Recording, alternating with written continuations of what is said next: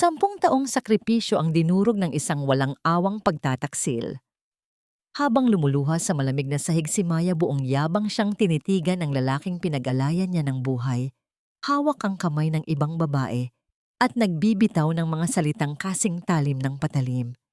Ngunit sa likod ng kanyang pagkasira, isang tahimik na sumpa ang nabuo. Hindi na siya ang asawang sunod-sunuran, nayuyuko sa pang-aabuso. Babangon siya mula sa abo, gagamitin ang kanilang sariling kayabangan upang bawiin ang lahat ng ninakaw sa kanya.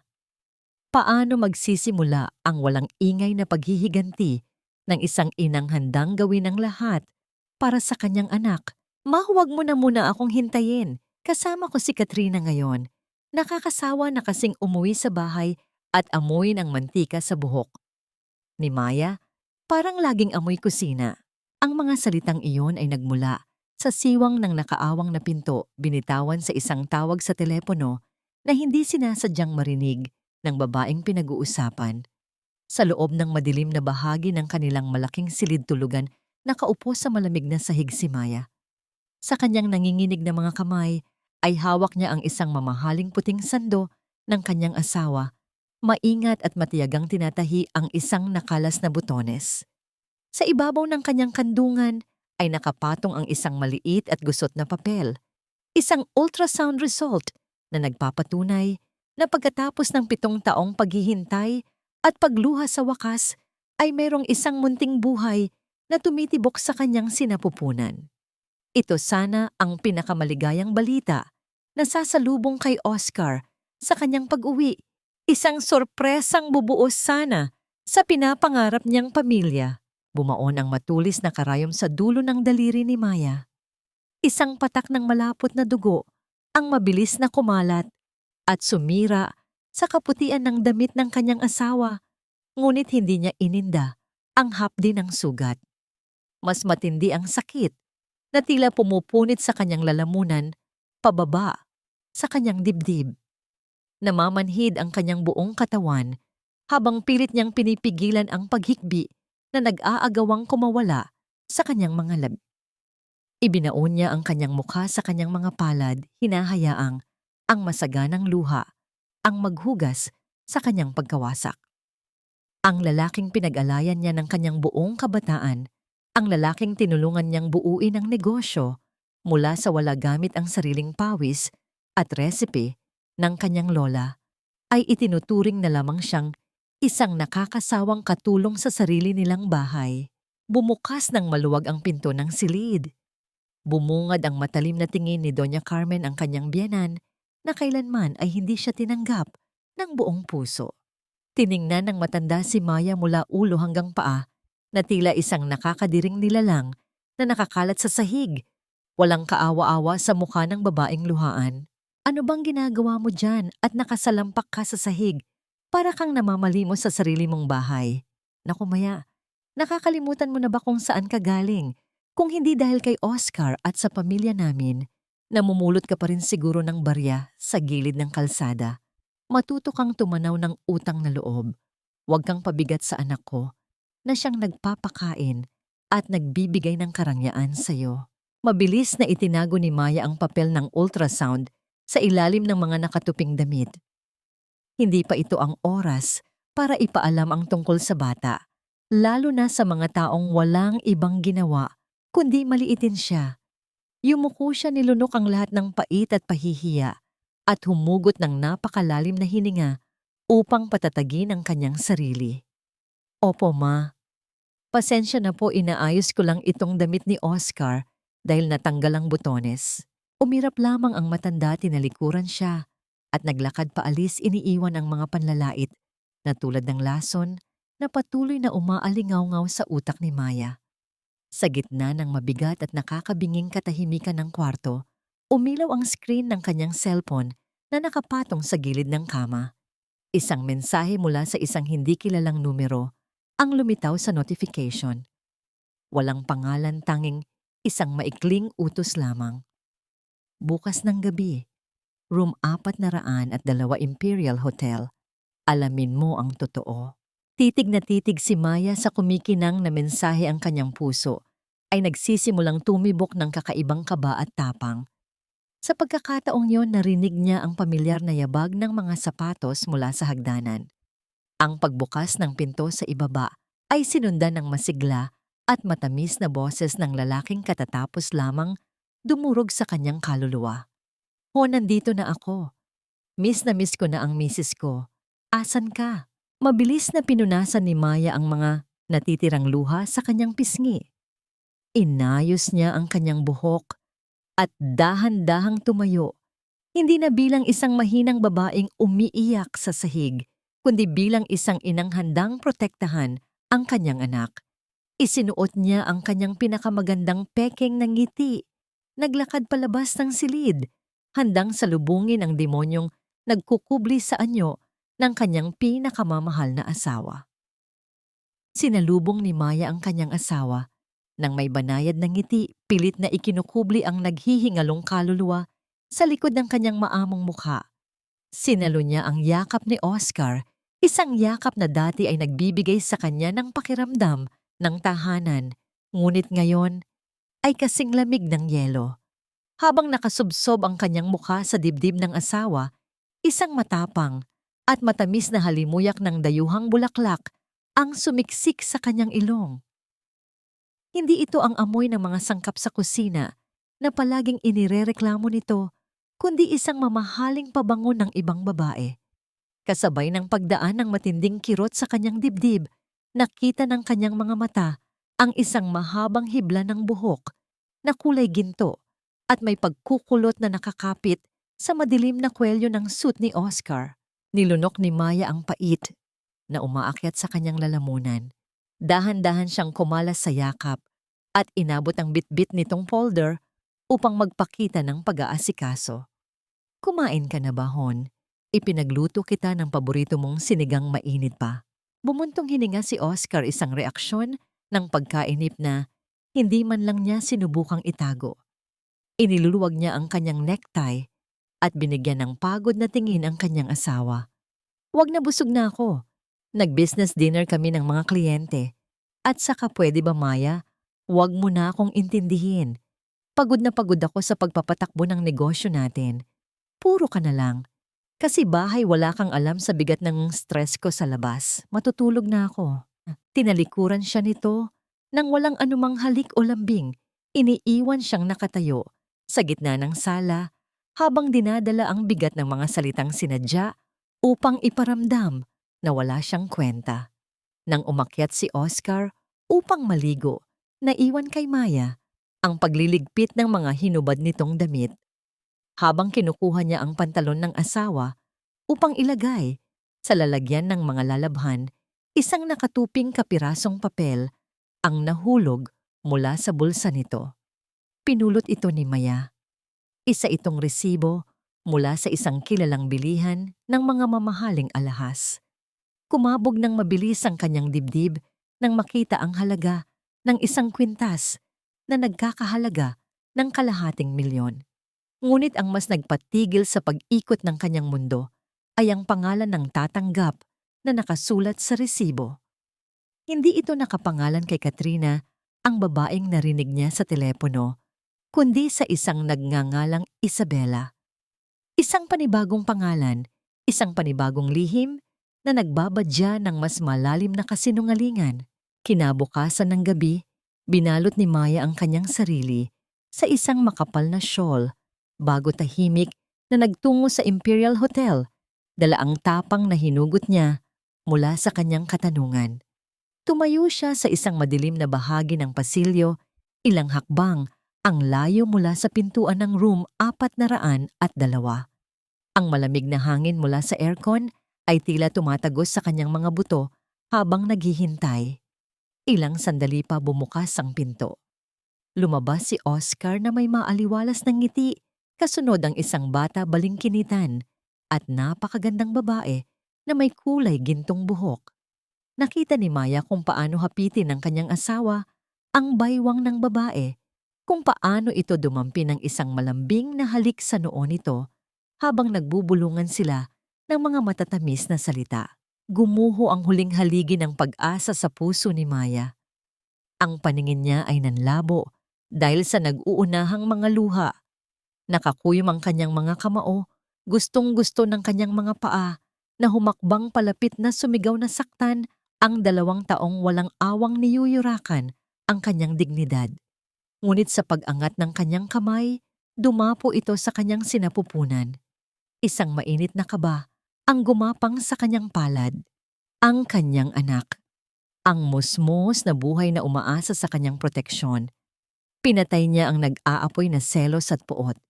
Hindi siya pwedeng gumawa ng eskandalo na maglalagay sa kanyang anak sa panganib o magpapababa sa kanyang sarili. Umatras siya sa dilim, kinagat ang kanyang labi, hanggang sa manlasa siya ng sariling dugo at tahimik na umalis. Kinabukasan sa loob ng banyo ng opisina ng kanilang restaurant, na lasang tahanan, tinitigan ni Maya ang kanyang sarili sa salamin. Nakita niya ang isang babaeng tila nawalan ng kulay sa mahabang panahon ng pagpapakumbaba. Unti-unti niyang pinunasan ang natitirang basa sa kanyang mga mata. Binuksan niya ang kanyang pitaka at inilabas ang isang lumang tubo ng pulang lipstick na matagal na niyang hindi ginagamit dahil mas gusto ni Oscar na magmukha siyang simple at walang ayos. Nanginginig ang kanyang mga daliri nang ipahid niya ang matapang na kulay sa kanyang mga labi. Isang mapula at palaban na kulay na nagtatago sa kanyang pagkasira. Sa bawat pagdampi nito, isinusuot niya ang kanyang baluti. Paglabas niya sa pangunahing bulwagan ng restaurant, nadatnan niya si Oscar na nakikipag-usap sa isang bisita. Nang lumingon ang mga ito, bumilis ang pagpintig ng pulso ni Maya. Ang babaeng nasa hotel, ang babaeng kasama ng kanyang asawa kagabi, ay nakatayo ngayon sa mismong negosyong itinayo niya. Maya, nandito ka pala. Masiglang bati ni Oscar, pilit na itinatago ang anumang bahid ng pagkakasala sa ilalim ng kanyang profesional na tono. Gusto kong makilala mo ang bago nating katuwang sa negosyo. Siya ang ating bagong PR director, si Katrina. Inilahad ni Katrina ang kanyang kamay patungo kay Maya. Isang ngiting puno ng lihim na pang-iinsulto at pambabastos ang sumilay sa mga labi ng nakababatang babae. Ang pamilyar na matapang na pabango na naamoy ni Maya sa kwelyo ng kanyang asawa ay muling sumampal sa hangin, mas matapang, mas mapangahas at tila naghahamon sa sarili niyang teritoryo.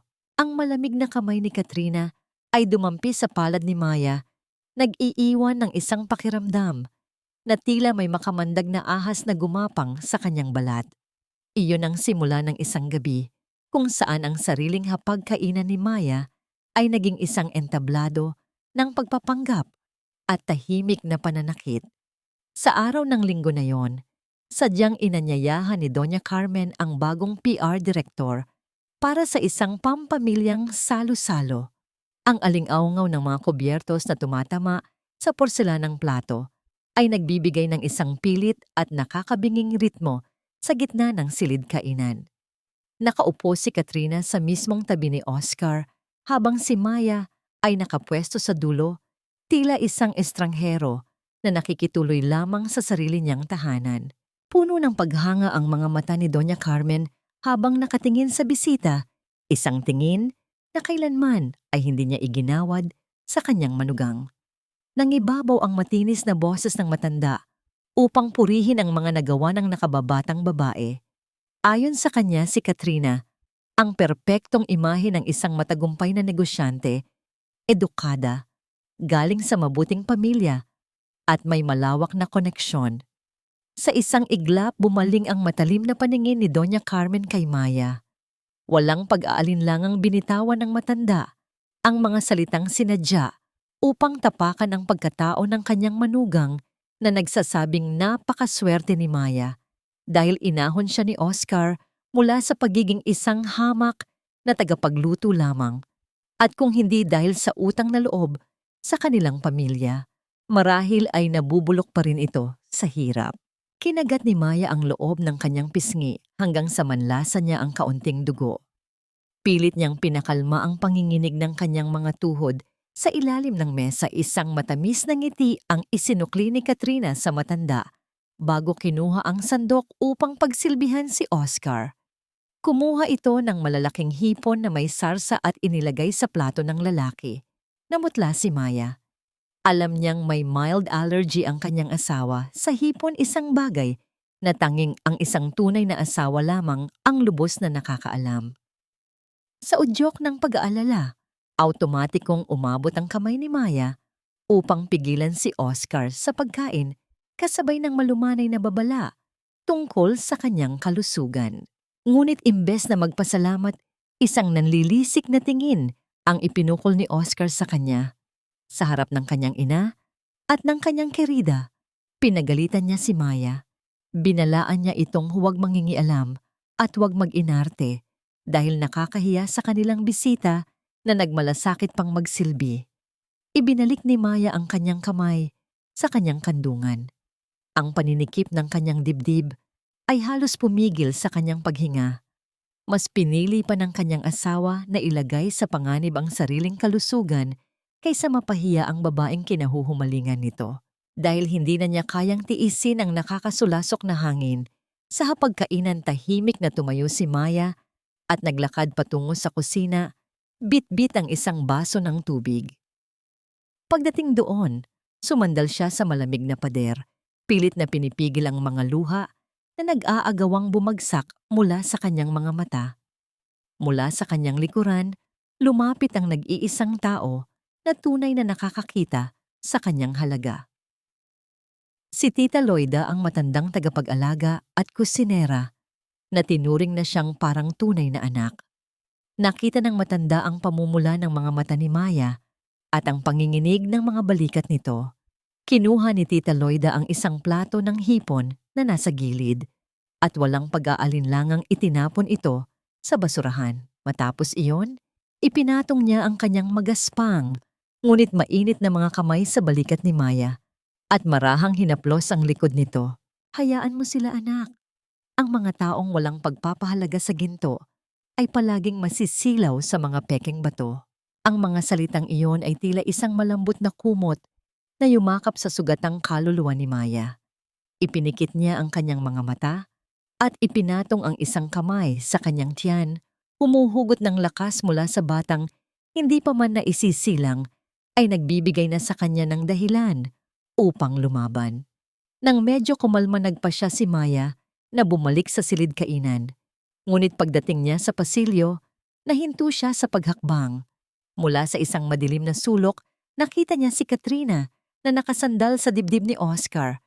Sa isang malambing at mapilit na tono, nakiusap ang babae na ibili siya ng share sa lasang tahanan upang mas madali siyang makagalaw sa negosyo. Bago pa man makasagot si Oscar, umilaw ang telepono nito.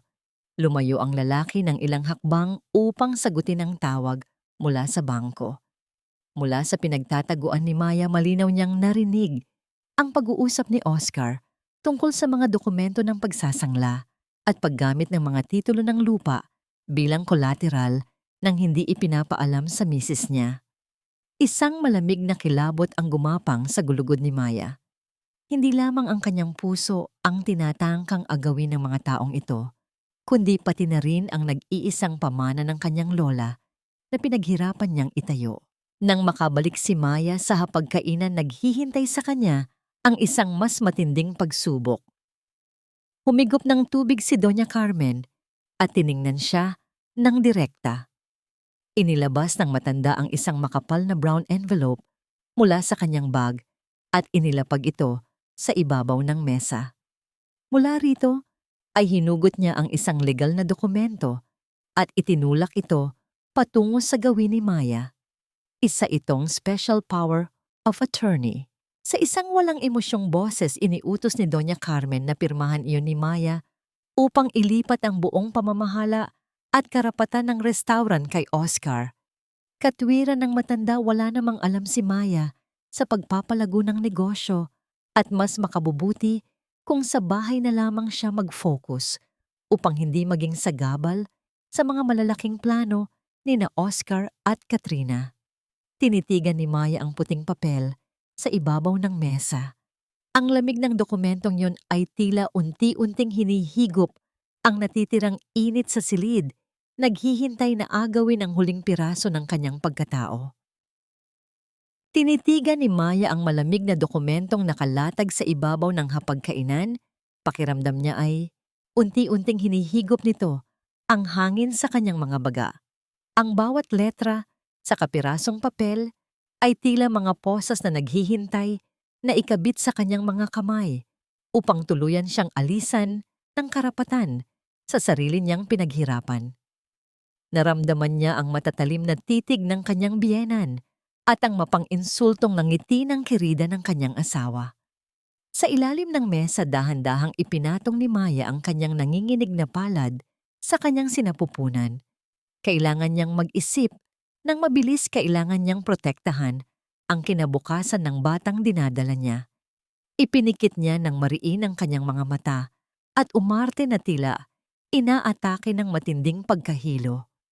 Namumutla ang kanyang mukha nang mag-angat siya ng tingin, isang reaksyon ng kanyang katawan na hindi na niya kinailangang pekein dahil sa labis na kaba. "Ma-Oscar, pasensya na po." Biglang sumama ang pakiramdam ko. Pakiramdam ko ay umiikot ang paligid at nasusuka ako. Pwede bang ipagbukas na lang natin ang pag-uusap na ito? Hindi ko yata kayang intindihin ang mga legal na salita ngayon. Isang mabigat na pagbuga ng hangin ang pinakawalan ni Oscar, nagpapahayag ng matinding inis at pagkadismaya. Binitawan nito ang hawak na tinidor na nagdulot ng isang matigas na panginginig sa ibabaw ng mesa. Tiningnan niya si Maya ng may pandidiri. Kahit kailan talaga, Maya, wala kang silbi sa mga seryosong usapan. Palagi ka na lang may sakit. Palagi ka na lang pabigat. Sige na, umakyat ka na sa kwarto at matulog. Kami na lang ni Katrina ang mag-uusap tungkol sa mga plano. Para sa negosyo, tutal siya naman ang may alam sa mga ganitong bagay. Nilunok ni Maya ang pangiinsulto. Yumuko siya bilang pagpapaalam at dahan-dahang naglakad paakyat sa hagdanan, iniiwan ang 3 taong nagdiriwang sa kanilang inaakalang tagumpay. Ngunit pagpasok niya sa madilim nilang silid-tulugan, ang nanghihinang babae ay biglang naglaho. Pinalitan ito ng isang inang may nag-aapoy na determinasyon. Naghintay siya ng ilang oras sa ibabaw ng kama, nakatitig sa kisame, pinakikiramdaman ang pag-usad ng oras hanggang sa makarinig siya ng mga mabibigat na hakbang at ang pagbagsak ng katawan ni Oscar sa kabilang bahagi ng higaan. Hinintay niyang maging pantay at malalim ang paghinga ng kanyang asawa. Hudyat na ito ay nilamon na ng antok. Nang mabalot na ng ganap na katahimikan ng silid, maingat na inalis ni Maya ang kumot. Bawat galaw niya ay kalkulado, iniiwasan ng anumang paglangit-ngit ng sahig. Lumapit siya sa maliit na mesa sa tabi ng asawa at kinuha ang naiwang tablet at telepono nito. Mabilis siyang nagtungo sa katabing silid-aralan, nilak ang pinto at binuksan ang mga aparato. Ang liwanag mula sa screen ay nagbigay ng anino sa kanyang seryoso at luhang-luhang mukha. Gamit ang pamilyar na passcode na hindi man lang inabala ni Oscar, napalitan binuksan niya ang mga mensahe at bank accounts ng asawa. Ang mga numero at dokumentong bumungad sa kanya ay tila matatalim na patalim na sunod-sunod na ibinaon sa kanyang dibdib. Nakita niya ang bilyon-bilyong pisong inilabas mula sa pondo ng lasang tahanan, perang pinaghirapan niya sa kusina araw at gabi na ngayon ay ginamit upang bumili ng isang marangyang condominium unit na nakapangalan kay Katrina. Nabasa rin niya ang mga mensahe ng kanyang asawa sa kirida nito, mga salitang puno ng pagmamahal at pangakong iiwan din siya nito kapag nakuha na ang buong kontrol ng kumpanya. Ngunit ang mas nagpatayo sa mga balahibo sa braso ni Maya ay isang liham electronic mula sa isang dayuhang mamumuhunan.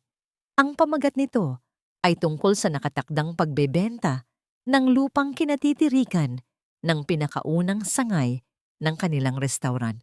Ibebenta ni Oscar ang mismong lugar kung saan sila nagsimula, ang lugar kung saan nakabaon ang alaala ng kanyang yumaong lola nang walang anumang pasabi sa kanya. Ang paninikip ng kanyang lalamunan ay halos pumigil sa kanyang paghinga. Kinuha niya ang kanyang sariling telepono at nanginginig na kinuhanan ng litrato ang lahat ng ebidensya ng paglustay ng pera. Lumuhod siya sa harap ng isang lumang cabinet sa sulok ng silid at hinila ang pinakailalim na drawer.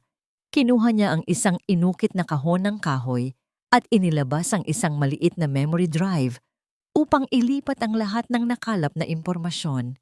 Sa ilalim ng kahon na yon nakatago ang nag-iisang kayamanan na hindi kailanman maaangkin ni Oscar. Ang lumang kwaderno ng kanyang lola, balot ng mantsa ng mantika at paminta, kung saan nakasulat ang lahat ng orihinal na recipe ng pamilya. Dahan-dahang hinaplos ng mga daliri ni Maya ang kumukupas na tinta ng sulat kamay ng kanyang lola. Sa pagdampi ng kanyang balat sa magaspang na papel, isang mainit na pakiramdam ang gumapang mula sa kanyang palad patungo sa kanyang pusong sugatan. Naalala niya ang amoy ng bawang at sibuyas sa lumang kusina, ang mga ngiti ng kanyang lola habang nagtuturo sa kanyang magluto, at ang pagmamahal na naging pundasyon ng lahat ng tagumpay na inaangkin ngayon ng ibang tao. Sa pagkakataong yun, tumigil sa pagbagsak ang kanyang mga luha. Nabalot siya ng isang pambihirang lakas, isang pagkaunawa na ang kapangyarihan ay hindi nasa papel na gusto nilang papirmahan, kundi nasa kanyang mga kamay, sa kanyang kaalaman, at sa pangalan niyang nakarehistro bilang nagmamay-ari ng mga resepeng iyon. Habang mahigpit na nakayakap ang kwaderno sa kanyang dibdib, naghahanda na siyang ibalik ang mga gamit nang biglang magbago ang paligid. Ang kadiliman sa ilalim ng siwang ng pinto ay biglang napalitan ng isang matapang na liwanag mula sa pasilyo. May nagbukas ng ilaw sa labas. Mabilis na nanlamig ang buong katawan ni Maya. Bago pa siya makakilos, isang malaki at mabigat na anino ang gumapang mula sa ilalim ng pinto, unti-unting humahaba hanggang sa umabot ito sa mismong dulo ng kanyang mga paa. Ang mabibigat na hakbang ay huminto sa mismong tapat ng silid-aralan, kung saan siya nagtatago, naghihintay kung kailan pihitin ang hawakan ng pinto. Anong ginagawa mo rito, Maya? Bakit gising ka pa sa ganitong oras?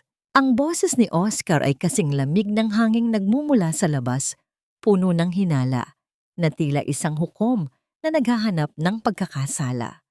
Mabilis na naitago ni Maya ang tablet at ang maliit na memory drive sa ilalim ng malalambot na una ng sofa bago pa man tuluyang bumukas ang pinto. Ang pagpihit ng bakal na hawakan ay naghatid ng panginginig sa kanyang buong katawan, ngunit pilit niyang pinanatili ang kanyang mukha na walang anumang bakas ng takot. Tumayo siya ng dahan-dahan, hinahawakan ang kanyang sikmura na tila ba ay may iniindang sakit. Hindi ako makatulog, Oscar. Humahapdi ang sikmura ko, baka dahil sa stress kagabi.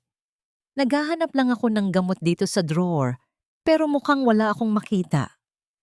Mahinahon niyang sagot, sapat lamang ang lakas ng boses upang hindi magtunog nanginginig. Tiningnan siya ni Oscar nang matagal. Ang mga mata nito ay tila sinusubukang basahin ang bawat guhit sa kanyang mukha. Matapos ang ilang sandali, nang nakabibinging katahimikan, isang mapang-uyam na buntong hininga ang pinakawalan ng lalaki. Lumapit ito sa kanya at hinawakan ang kanyang baba, hindi sa paraang mapagmahal, kundi upang pilitin siyang tumingin ng diretso. Huwag kang masyadong malikot sa gabi, Maya.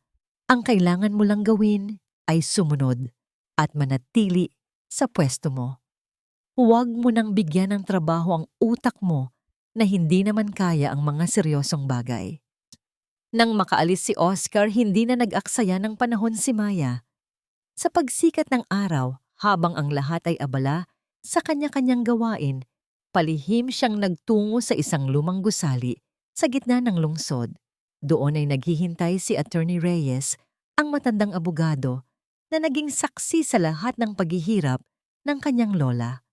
Ang loob ng opisina ay amoy luma at alikabok, ngunit para kay Maya ito ang tanging lugar kung saan siya nakakaramdam ng kaligtasan.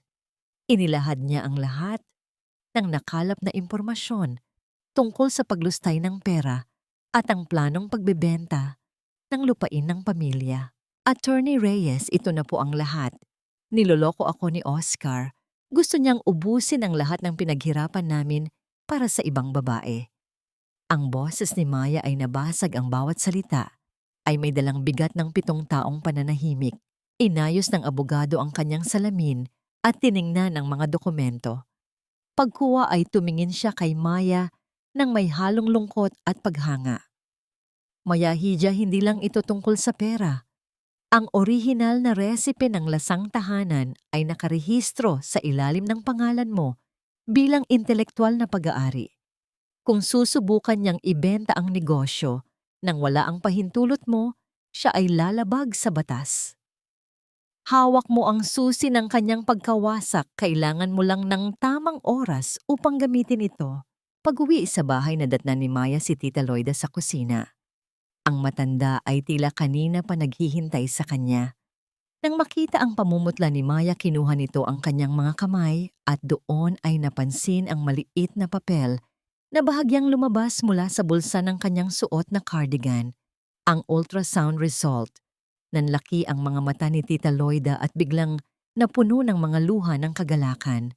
Wala itong sinabi, sa halip ay niyakap niya ng mahigpit si Maya.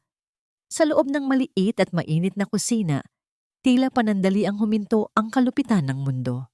Kinuha ni Tita Loida ang isang karayom at sinulid, at sa harap ni Maya, maingat niyang tinahi ang isang maliit na bulsa sa loob ng laylayan ng bestidang madalas isuot ng babae.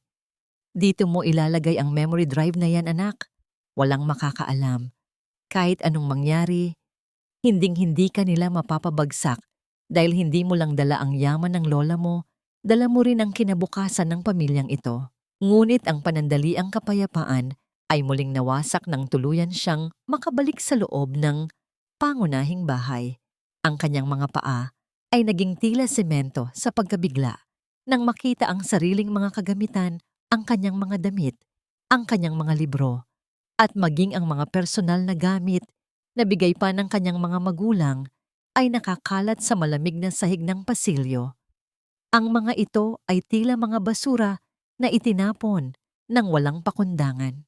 Sa gitna ng silid nakatayo si Katrina. Habang hawak ang isang baso ng alak, ang mga mata nito ay puno ng tagumpay at panunuat. Ang pinto ng master bedroom ay nakabukas ng maluwag at doon ay nakita ni Maya ang mga bagong kurtina at gamit na pinili ng kerida ng kanyang asawa. Ang bawat sulok ng silid na dating saksi sa kanyang mga pangarap ay nilalamon na ng presensya ng ibang tao. Maya darling, mabuti at nandito ka na. Ang boses ni Katrina ay parang haplos ng isang matalim na kuko sa balat. Inutusan ko ang mga katulong na ilabas ang mga gamit mo. Simula ngayon, dito na ako matutulog sa tabi ni Oscar. Masyado na kasing masikip ang kwarto para sa ating tatlo, at sa tingin ko, oras na para malaman mo kung nasaan talaga ang lugar mo sa bahay na ito. Naramdaman ni Maya ang pag-akyat ng dugo sa kanyang mukha. Ang bawat ugat sa kanyang leeg ay tila puputok sa galit at sakit. Tumingin siya sa dulo ng pasilyo at nakita si Oscar na nakatayo. Malamig na pinapanood ang kanyang pagkapahiya nang walang anumang balak na mamagitan. Ang katahimikang naghahari sa pagitan nilang dalawa ay mas masakit pa sa anumang sampal na maaari niyang matanggap. Habang nakatayo sa gitna ng kanyang mga nagkalat, nagamit isang katanungan ang pilit na bumabangon sa kanyang isipan. Hanggang kailan niya kayang tiisin ang bawat pagyurak sa kanyang dignidad bago tuluyang sumabog ang apoy na kanyang itinatago. Tinitigan ni Maya ang kanyang mga damit na nakakalat sa sahig, mga tela na tila mga bangkay ng kanyang nakaraang buhay na itinapon ng walang pakundangan. Bawat piraso ng kanyang kagamitan ay may dalang alaala. Ang puting bestida na isinuot niya noong unang anibersaryo nila, ang panyolitong niregalo ng kanyang lola, lahat ay marahas na inalis sa silid na itinuring niyang santuwaryo sa loob ng 7 taon. Ang kanyang dibdib ay naninikip, bawat paghinga ay tila isang pakikipaglaban sa hanging puno ng amoy ng pabango ni Katrina. Hindi lamang ang silid ang inagaw sa kanya, kundi ang huling bahagi ng kanyang dignidad bilang asawa sa loob ng bahay na yon. Huwag ka nang tumingin sa akin ng ganyan, Maya. Masyado nang magulo ang isip ko sa kumpanya. Ayaw ko nang dagdagan mo pa ng drama rito sa bahay. Ang boses ni Oscar ay walang bahid ng pagsisisi. Tila ba ang pagpapaalis sa sariling asawa sa sarili nitong kwarto ay isang simpleng desisyon sa negosyo. Katrina is helping me with a lot of things. Kailangan namin ng space para makapag-focus. Isipin mo na lang na para rin ito sa ikabubuti ng lasang tahanan. Isang mapait na ngiti ang sumilay sa mga labi ni Maya habang dahan-dahan niyang pinupulot ang isang lumang litrato nila ni Oscar na basag na ang salamin. Hindi siya sumagot. Alam niyang ang bawat salitang bibitawan niya ay gagamitin lamang laban sa kanya. Sa halip tahimik niyang binuhat ang kanyang mga gamit, patungo sa isang maliit na kwarto. Sa dulo ng pasilyo ang silid, na dati ay imbakan lamang ng mga lumang kagamitan. Sa bawat hakbang naramdaman niya ang matatalim na titig ni Katrina na nakasandal sa hamba ng pinto ng master bedroom, nanonood ng may halong tagumpay. Nang sumapit ang hapon ang init ng araw, ay tila mas lalong nagpabigat sa kapaligiran. Inutusan ni Katrina si Maya na ipaghanda siya ng merienda sa terrace. Ang boses ng dalaga ay puno ng pagmamataas, tila tinatrato ang tunay na may-ari ng bahay bilang isang katulong. Maya, can you make me some coffee? Yung katulad ng ginagawa mo para kay Oscar. Make it special. I have a long night ahead. Sa loob ng kusina, habang ang tubig ay unti-unting kumukulo, naramdaman ni Maya ang isang pambihirang lamig sa kanyang puso. Tiningnan niya ang tasa ng kape, ang itim na likido na tila sumasalamin sa kanyang nararamdamang puot. Naalala niya ang turo ng kanyang lola na ang pagkain ay dapat laging may kasamang pagmamahal. Ngunit sa pagkakataong ito, hinaluan niya ang inumin ng isang bagay na matagal na niyang inihanda. Isang banayad na laxative, sapat lamang upang gambalain ang katahimikan ng gabi ni Katrina, isang maliit na paalala na ang bawat pangaapi ay may katumbas na paniningil. Dinala ni Maya ang kape sa terrace nang may maamong mukha.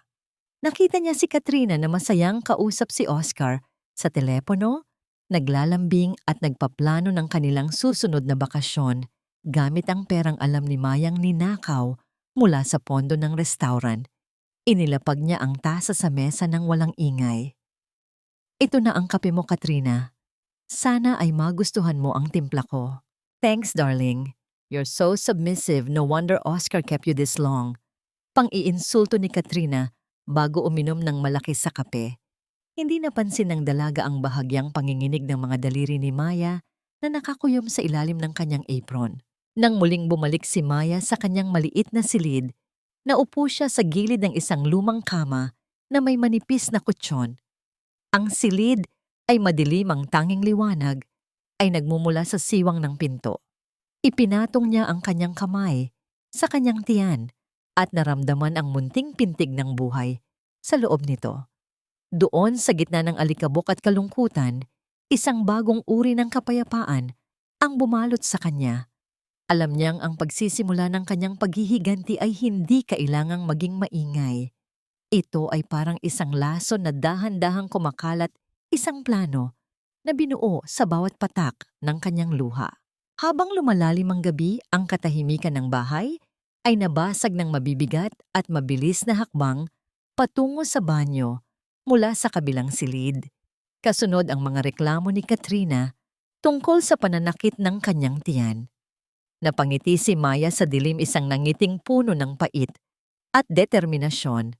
Ngunit ang kanyang kagalakan ay panandalian lamang nang marinig niya ang galit na boses ni Oscar na tumatawag sa kanyang pangalan. Ang tunay na bagyo ay nagsisimula pa lamang at ang tanong ay kung hanggang kailan niya kayang panindigan ang kanyang mga ginagawa bago siya tuluyang malunod sa sarili niyang galit. Ang bawat segundo ng katahimikan sa loob ng maliit na silid ay tila bumibigat hanggang sa marinig ni Maya ang tunay na dahilan ng kanyang pagkatakot, ang tunog ng bakal na hawakan ng pinto na dahan-dahang umiikot. Bumukas ang pinto at pumasok si Oscar Ngunit hindi ang galit na mukhang inaasahan ni Maya ang sumalubong sa kanya. Sa halip ang kanyang asawa ay may dalang isang baso ng gatas, ang kanyang mga mata ay tila puno ng pagod at pagsisisi, isang anyo na matagal nang hindi nakikita ni Maya. Maya, pasensya na sa nangyari kanina. Masyado lang akong naging tensyonado dahil sa kalusugan ni Katrina at sa mga problema sa kumpanya. Malambot ang boses ni Oscar, tila ba ang lahat ng pasakit na idinuot niya kay Maya nitong mga nakaraang araw ay isang masamang panaginip lamang. Lumapit siya at naupo sa gilid ng maliit na kama. Ang kanyang pabango ay humalo sa amoy ng alikabok sa silid. I missed you, Hon. Hindi ako sanay na wala ka sa tabi ko. Naramdaman ni Maya ang isang matinding pangingilabot sa kanyang balat nang haplusin ni Oscar ang kanyang buhok. Ang bawat pagdampi ng mga daliri ng asawa ay tila isang paalala ng lahat ng kasinungalingang natuklasan niya. Ngunit alam ni Maya na kailangan niyang sumabay sa agos. Ito ang pagkakataon na kailangan niyang ipakita ang kanyang pagiging sunod-sunuran upang makuha ang tiwala ng lalaki. Isinandal niya ang kanyang ulo sa balikat ni Oscar, pinipilit na huwag manginig sa diring nararamdaman. I understand, Oscar. Alam ko namang para sa kumpanya ang lahat ng ginagawa mo. Nahihilo lang din siguro ako dahil sa pagbubuntis ko, kaya ako naging sensitibo. Mahinahong sagot ni Maya, ang kanyang mga mata ay nananatiling nakatuon sa sahig. Tila nabigla si Oscar sa narinig, ngunit mabilis din itong napalitan ng isang mapanuring ngiti. That's my girl. Kaya mahal na mahal kita, Maya. Sobrang lawak ng pangunawa mo. Nagsimulang magsalita si Oscar tungkol sa mga problema sa lasang tahanan, kung paanong ang mga suki ay nagrereklamo na hindi na tulad ng dati ang lasa ng mga pagkain simula nang makuha ni Katrina ang pamamahala sa kusina. Kinailangan niya ang tulong ni Maya upang makuha ang mga eksaktong sukat ng mga espesyal na sangkap na tanging asawa lamang niya ang nakakaalam. Ito ang dahilan ng kanyang biglang paglambing, ang pangangailangan. Sa likod ng bawat halik at yakap ni Oscar ay may nakatagong interes. Ginamit ni Maya ang pagkakataong ito habang unti-unting nakakaramdam ng antok si Oscar dahil sa pagod, hinayaan ni Maya na makatulog ito sa kanyang tabi sa loob ng maliit na silid. Ang paghinga ng lalaki ay naging malalim at pantay, isang hudyat na siya ay lubos nang nawalan ng malay sa paligid. Dahan-dahan, sa paraang kasing tahimik ng anino, kinuha ni Maya ang kamay ni Oscar. Ang panginginig ng kanyang mga daliri ay tila isang awit ng kaba sa gitna ng kadiliman. Ginamit niya ang hinlalaki ng asawa upang buksan ang biometrics ng isang lihim na vault na nakatago sa likod ng isang painting sa master bedroom na kanina pa niya tinitingnan mula sa siwang ng pinto. Ang tunay na impormasyon ay nandoon hindi sa telepono, kundi sa mga pisikal na dokumentong pilit itinatago ni Oscar. Nang bumukas ang vault nang walang anumang ingay, mabilis na hinalughog ni Maya ang mga laman nito. Ang kanyang puso ay tila gustong tumalon sa labas ng kanyang dibdib sa bawat segundong lumilipas. Nakita niya ang mga kontrata, ang mga bank statement na mas malala pa sa kanyang inaasahan at ang mga lihim na pakikipag-ugnayan ni Oscar sa mga taong hindi niya kakilala. Ngunit sa pinakailalim ng mga papeles, nakuha niya ang isang kulay asul na folder. Ang mga mata ni Maya ay nanlaki, ang kanyang buong katawan ay tila naging semento sa gitna ng silid. Ang dokumentong hawak niya ay hindi tungkol sa kumpanya. Isa itong deed of mortgage. Isinangla ni Oscar ang tanging alaala na naiwan ng kanyang mga magulang, ang lupain at ang bahay na kinalakihan niya sa probinsya, ang lugar na ipinangako ni Oscar na hinding-hindi niya papabayaan. Ang halagang nakasulat ay sapat lamang upang bayaran ang mga utang ni Katrina sa pagsusugal at ang mga luho nito. Nanlabo ang paningin ni Maya. Ang bawat letra sa papel ay tila sumasayaw sa gitna ng kanyang mga luha ng galit. Ang sakit ng pagtataksil sa kanyang puso ay nahigpitan pa ng isang mas matinding hapdi, ang katotohanang ang lahat ng kanyang pinahalagahan ay dahan-dahang kinukuha ng lalaking kasalukuyang natutulog ng mahimbing sa kabilang silid, nang walang kamalay-malay na ang kanyang maamong asawa ay hawak na ang ebidensya ng kanyang pinakamalaking kasalanan. Paano magagawa ni Oscar na ipagpalit ang kanyang tahanan para sa isang babaeng hindi marunong magmahal sa kanya? Nia, ano yung sa tingin mo ang ginagawa mo sa mga gamit ng anak ko? Maya, magnanakaw ka na rin ba ngayon? Ang matinis at mapang-utos na boses ni Doña Carmen ay bumasag sa katahimikan ng silid, tila isang kidlat na tumama sa gitna ng gabi. Mabilis na naisara ni Maya ang pinto ng lihim na vault at naisuksok ang asul na folder sa likod ng kanyang suot na bestida bago pa man tuluyang makalapit ang matanda. Ang kanyang puso ay tila isang tambol na mabilis ang pagtibok, ngunit ang kanyang mukha ay nanatiling blangko habang dahan-dahang humaharap sa kanyang biyenan. Nakatayo si Doña Carmen sa may pintuan, ang mga mata nito ay puno ng pandidiri at paghihinala habang ang suot nitong mga alahas ay kumikinang sa ilalim ng liwanag ng lampara. Lumapit ang matanda nang may mabibigat na hakbang at nang maabot si Maya ay isang malakas na sampal ang dumapo sa pisngi ng huli. Ang tunog ng pagtama ng palad sa balat ay umalingaw-ngaw sa apat na sulok ng silid. Kasunod ang matinding hapdi na gumuhit sa mukha ni Maya. Hindi siya gumalaw. Hinayaan niya ang kanyang ulo na manatiling nakabaling sa gilid habang dahan-dahang dumadaloy ang isang guhit ng dugo mula sa putok niyang labi. Wala kang hiyang babae ka. Akala mo ba ay hindi ko alam ang mga pinaggagawa mo? Mula nang pumasok ka sa pamilyang ito, wala ka nang ginawa kundi maging pabigat. Nakalimutan mo na ba kung sino ang nag-ahon sa iyo mula sa putik? Kung hindi dahil sa amin, baka hanggang ngayon ay namamalimos ka pa rin sa kalsada. Ang lakas ng loob mong pakialaman ang mga ari-arian ng anak ko habang siya ay natutulog. Iyan ba ang itinuro sa iyo ng lola mong tagapagluto? Ang maging ahas sa loob ng sariling tahanan. Susugod muli ang matanda upang saktan si Maya nang biglang may pumasok sa silid. Si Tita Loida, na kanina pa pala nakikinig sa labas, ay mabilis na humarang sa gitna ng dalawa.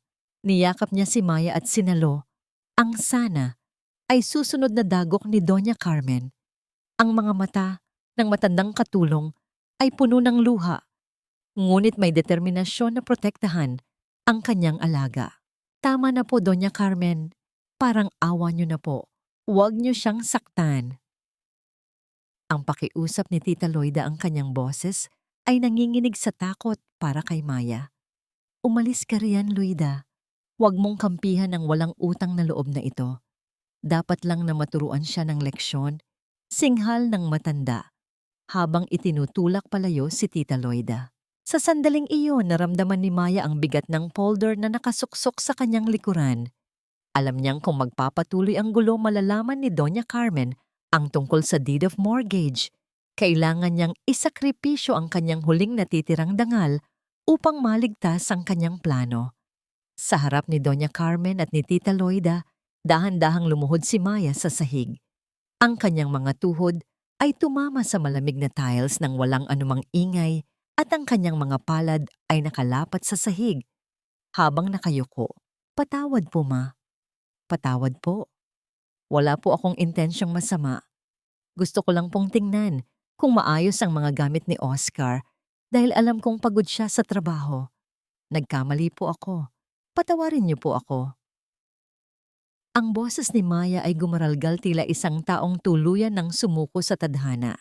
Isang mapang-uyam na tawa ang pinakawalan ni Doña Carmen. Tinitigan niya ang nakaluhod na manugang ng may halong tagumpay. "Diyan ka nababagay, Maya. Sa ibaba, sa paanan namin. Huwag mong kakalimutan na utang mo sa amin ang bawat hininga mo sa bahay na ito. Kung ayaw mong itapon kita sa labas, nang walang kahit na ano, matuto kang lumugar." Matapos ang mahabang panlalait, Lumabas ang matanda sa silid, bitbit ang kanyang kayabangan. Naiwan si Maya at si Tita Loida sa loob.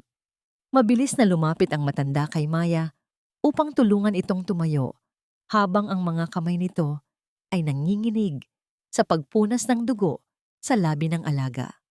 "Anak, bakit mo ginawa iyon? Bakit ka lumuhod sa kanya?"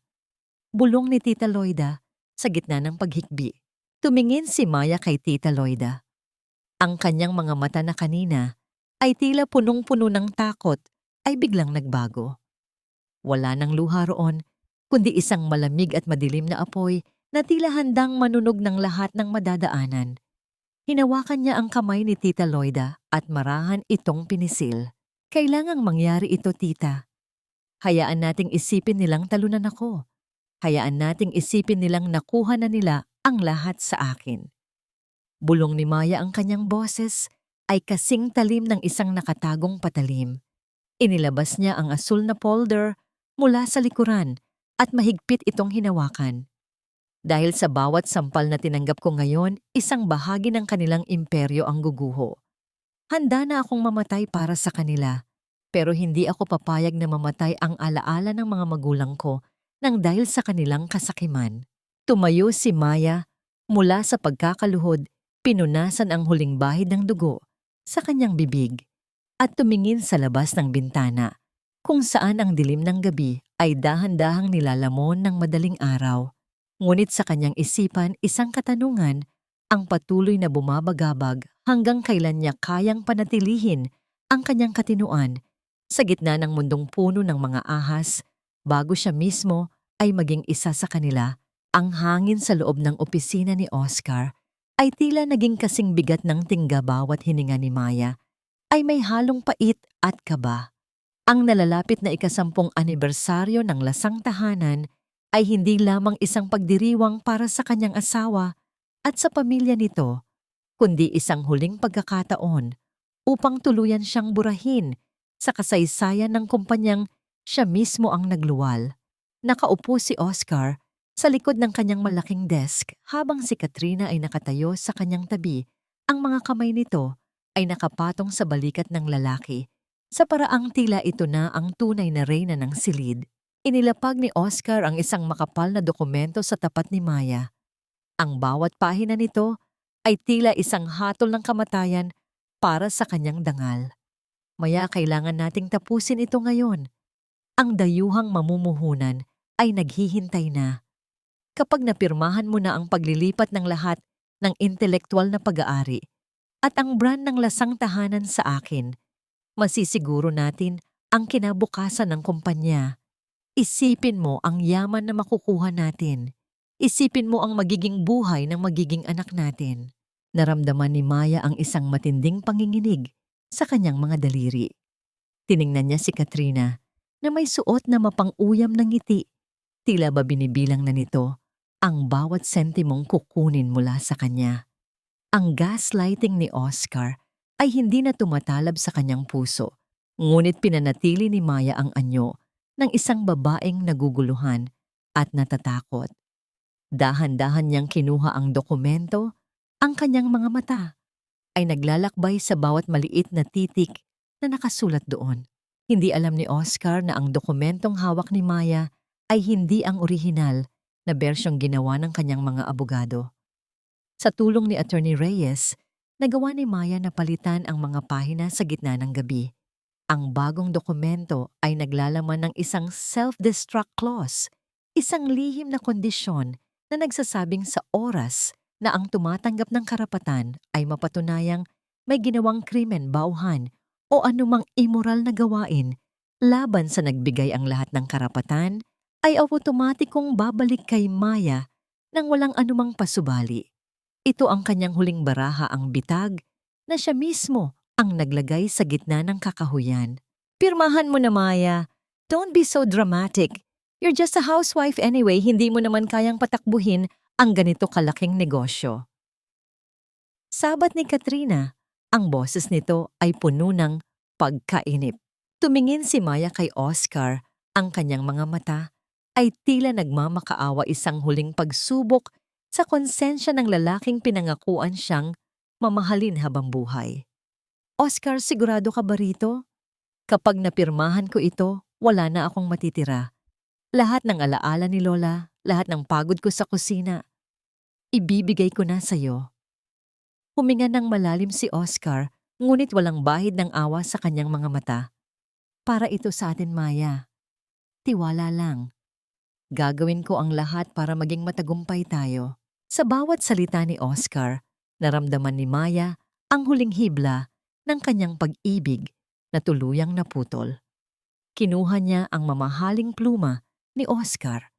Ang pagdampi ng dulo ng panulat sa papel ay tila isang sumpa na binuo sa loob ng madilim na gabi. Sa bawat kurit ng kanyang lagda, nararamdaman ni Maya ang bigat ng kanyang pagsasakripisyo, ngunit kasabay nito ay ang kakaibang gaan sa kanyang kalooban. Ibinibigay niya ang kanyang yaman upang mabitag ang kanilang kasakiman. Nang matapos ang huling pirma, mabilis na kinuha ni Oscar ang folder, ang kanyang mga mata ay nagniningning sa kagalakan na tila ba nakuha na niya ang ginto ng buong mundo. Agad niyang niyakap si Katrina sa harap ni Maya, isang pambabastos na hindi na nagawang saktan ang babaeng nakaupo sa harap nila. Congratulations, Oscar. We did it. Bulalas ni Katrina, ang kanyang tawa ay umalingaw-ngaw sa silid na tila isang hudyat ng kanilang inaakalang tagumpay. Tumayo si Maya ng tahimik. Inayos niya ang kanyang suot na damit at tiningnan ang 2 taong nagdiriwang sa ibabaw ng kanyang pagkawasak. Tapos na ba ang kailangan niyo? Gusto ko na sanang magpahinga para sa selebrasyon bukas. Sige Maya, magpahinga ka na. Make sure you look good tomorrow. This is the biggest night of my life. Sabi ni Oscar nang hindi man lang tumitingin sa kanya abala sa pag-scan ng mga dokumentong akala niya ay gagawa sa kanya na pinakamakapangyarihang tao sa industriya. Naglakad si Maya palabas ng silid. Sa bawat hakbang niya sa mahabang pasilyo, naramdaman niya ang malamig na simoy ng hangin na tila nagbabadya ng isang malakas na bagyo. Pagdating niya sa sariling kwarto, naupo siya sa gilid ng kama at hinaplos ang kanyang tiyan. Ang katahimikan ng gabi ay nabasag lamang ng mahinang paghikbi ni Maya, hindi dahil sa panghihinayang, kundi dahil sa takot sa kung ano ang kailangang mangyari bukas. Ang bawat sampal, bawat panlalait at bawat patak ng luha ay nagtipon-tipon na sa kanyang puso, naghihintay na lamang ng isang pagkakataon upang sumabog. Ang tanong na lamang na natitira sa kanyang isipan ay kung sapat ba ang kanyang lakas upang harapin ang duguang katapusan ng kanyang paghihiganti. O baka pati siya ay malunod sa sarili niyang galit. Ang bawat tahi ng kanyang pulang bestida ay tila isang piping saksi sa mahabang gabi ng pagluha at pananahimik ni Maya. Habang nakatayo siya sa harap ng salamin, tinitigan niya ang kulay ng tela, isang matapang na pula. Kasing pula ng dugong dumanak sa kanyang puso, kasing pula ng apoy na unti-unting lalamon sa lahat ng kasinungalingan sa gabi ng 10 anibersaryo ng lasang tahanan. Inayos niya ang kanyang buhok, walang anumang alahas, kundi ang kanyang dignidad na pilit niyang binuo mula sa pagkakabasag. Sa labas ng silid sa dilim ng garahe, tahimik na kumikilos si Tita Loida. Ang bawat paglagay niya ng maliliit na bag sa kop ng kotse ay ginawa ng may matinding pag-iingat, tila ba ang bawat gamit ay gawa sa marupok na bubog. Nagkatinginan ng dalawa nang lumabas si Maya. Walang salitang namutawi, tanging isang mahigpit na hawak sa kamay na nagpapahayag ng suporta at pagmamahal. Alam ni Tita Loida na ang gabing ito ay hindi lamang isang pagdiriwang, kundi isang pagtakas. Ang bulwagan ng hotel ay nagniningning sa ilalim ng dambuhalang mga chandelier. Ang amoy ng mamahaling alak at halimuyak ng mga bulaklak ay nanunuot sa hangin, ngunit para kay Maya ang bawat halakhak ng mga panauhin ay tila isang malupit na biro. Sa gitna ng entablado, nakatayo si Oscar na may suot na pinakamalapad ng ngiti. Hawak ang kamay ni Katrina na tila ba ito ang reyna ng gabi. Ipinakilala niya ang dalaga bilang bagong kaluluwa at muse ng lasang tahanan ang babaeng nagbigay umano ng bagong buhay sa kumpanya. Naramdaman ni Maya ang panunuyo ng kanyang lalamunan habang pinapanood ang kanyang asawa na ibinibigay sa iba ang lahat ng parangal na dapat ay para sa kanya. Nang lumapit ang mga pangunahing mamumuhunan at nagtanong tungkol sa orihinal na recipe ng sikat nilang putahe, nakita ni Maya ang bahagyang panginginig ng mga kamay ni Oscar. Lumingon ito kay Katrina na mabilis namang naglabas ng mga teknikal na salita tungkol sa PR at marketing, pilit na iniiwasan ang tunay na lihim ng lasa na hindi nila kailanman naintindihan. Sa gitna ng pag-aalinlangan ng mga banyaga, dahan-dahang humakbang si Maya patungo sa entablado. Ang kanyang bawat hakbang ay tila isang pintig ng tambol na nagbibigay ng babala. Kinuha niya ang mikropono nang walang paalam. Ang liwanag ng spotlight ay tumama sa kanyang pulang bestida, dahilan upang magmukha siyang isang nagniningas na liwanag sa gitna ng kadiliman. Nagsimula siya ng magsalita, hindi tungkol sa kumpanya kundi tungkol sa kanyang lola, ang babaeng nagturo sa kanya na ang tunay na lasa ng pagkain ay nagmumula sa katapatan at pag-ibig, hindi sa kasakiman. Habang nagsasalita si Maya, ang mga mata ng mga tao ay napako sa kanya. Ang kanyang tinig ay banayad, ngunit may lalim na tila humuhukay sa budhi ng sinumang nakikinig. Sa sulok ng silid napansin ni Maya ang isang lalaking naka-vest na itimatikas ang tindig at may matalim na paningin na seryosong nakikipag-usap kay Attorney Reyes. Sino ang lalaking ito? At bakit tila may dalang mensahe ang bawat sulyap niya kay Maya? Ngunit ang katahimikan ng bulwagan ay biglang nyanig ng isang marahas na pagkilos. Nilapitan ni Oscar si Maya sa gitna ng entablado. Ang kanyang mukha ay kasing pula ng suot na damit ng kanyang asawa dahil sa galit. Hinablot niya ang mikropono. Mula sa kamay ni Maya, ang matinis na tunog ng pagkakagasgas ng bakal sa hangin ay nagpatigil sa lahat ng usapan. Ang bawat ugat sa leeg ni Oscar ay lumabas habang dinuduro niya ang kanyang asawa sa harap ng lahat ng tao. Anong karapatan mong umakyat dito at sirain ang gabi ko? Wala kang alam sa negosyo. Umuwi ka na. Pinapahiya mo lang ako. Ang sigaw ni Oscar ay umaling-awngaw sa buong bulwagan kasing bagsik ng isang kidlat na tumama sa gitna ng karagatan. Nanatiling nakatayo si Maya, hindi gumagalaw habang ang mga luha ay nagsisimulang mamuo sa kanyang mga mata. Tiningnan niya ang kanyang asawa, pagkatapos ay ang lahat ng taong nakamasid. Ang kahihiyang ibinigay ni Oscar sa kanya sa harap ng buong mundo ay tila huling pako sa kabaong ng kanilang pagsasama. Sa gitna ng katahimikang yon, tanging ang mabilis na paghinga ni Oscar ang maririnig habang si Maya ay nananatiling nakatitig sa kanya, nagtatanong sa sarili kung hanggang kailan niya kayang tiisin ang sakit bago tuluyang sumuko ang kanyang puso. Ang katahimikan sa loob ng malaking bulwagan ay naging kasing bigat ng isang hatol ng kamatayan. Sa ilalim ng naglalakihang chandelier, tila huminto ang pag-inog ng mundo para sa lahat ng panauhin. Nanatiling nakatayo si Maya sa gitna ng entablado, ang kanyang pulang bestida ay tila isang nag-aapoy na bandila ng katotohanan sa gitna ng kadiliman. Tumingin siya ng diretso sa mga mata ni Oscar, ang lalaking nangakong proprotektahan siya, ngunit ngayon ay siyang unang humihila sa kanya, pababa sa putik ng kahihiyan. Hindi ako aalis, Oscar. Dahil sa gabing ito, tapos na ang panahon ng pananahimik ko. Ang tinig ni Maya ay hindi nanginginig. Bagkus ay puno ito ng isang uri ng kapayapaan na nanggagaling sa isang taong wala ng balak pang lumingon. Ang lasang tahanan ay hindi mo pag-aari. Ang bawat recipe, ang bawat lasa na nagpayaman sa iyo ay nagmula sa pawis ng lola ko at sa pagod ko sa kusina habang ikaw ay abala sa pakikipaglaro sa iba. Isang maugong na bulungan ang gumaod sa buong silid. Ang mga mukha ng mga nyadawtu ay napalitan ng pagkabigla at pag-aalinlangan. Sa gilid ng entablado, nakita ni Maya ang mukha ni Katrina na nilalamon ng galit at takot. Mabilis na lumapit ang dalaga At humarap kay Maya ang kanyang boses ay puno ng lason. You're just a bitter, pathetic wife, Maya. Wala kang katibayan. Oscar is the genius here at ikaw ay isang hamak na kusinera lang na nangarap ng mataas.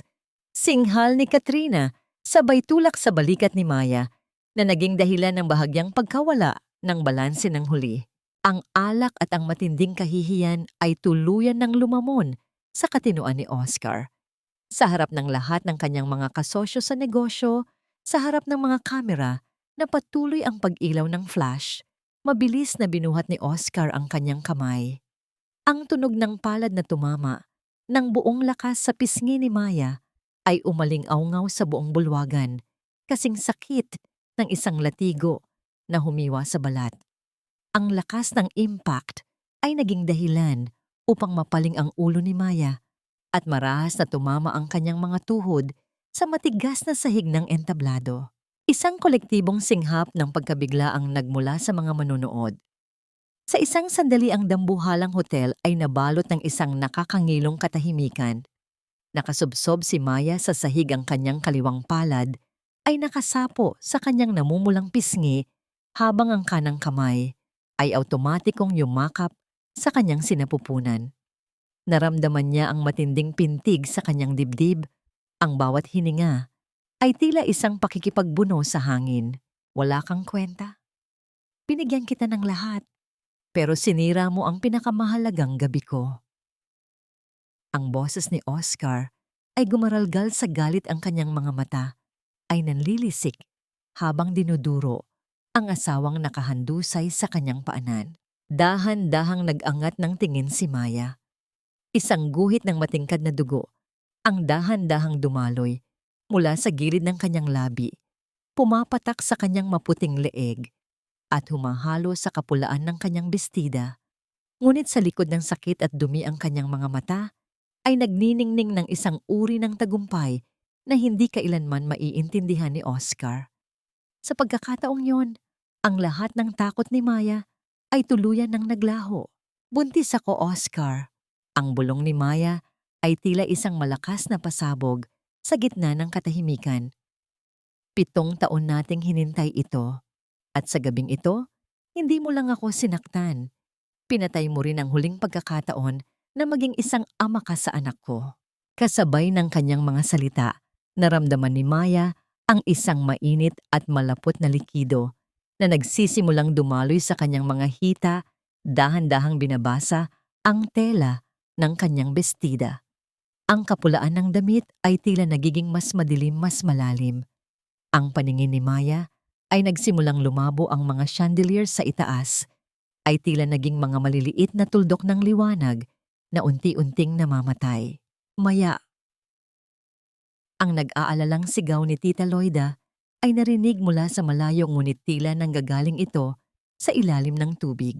Bago tuluyang lamunin ng kadiliman ang kanyang kamalayan, nakita ni Maya ang mukha ni Oscar na unti-unting namumutla, ang kanyang mga mata ay napako sa dugo ang sahig kung saan nakahandusay ang kanyang asawa. Ang lahat ng kayabangan, ang lahat ng kapangyarihan ay tila naglaho sa isang iglap, pinalitan ng isang matinding kilabot. Ipinikit ni Maya ang kanyang mga mata, hinahayaan ang sarili na mahulog sa kawalan habang ang huling katanungan ay naiwan sa hangin, makaligtas. Kaya ang munting buhay na tanging pag-asa niya o ang gabing ito ang magiging huling hininga ng lahat ng kanyang pangarap. Ang puting kisame na tila walang hanggan ang unang bumungad sa nanlalabong paningin ni Maya. Ang amoy ng gamot at ang tuyot na hangin sa loob ng silid ay sapat na upang ipaalala sa kanya na wala na siya sa bulwagan ng hotel.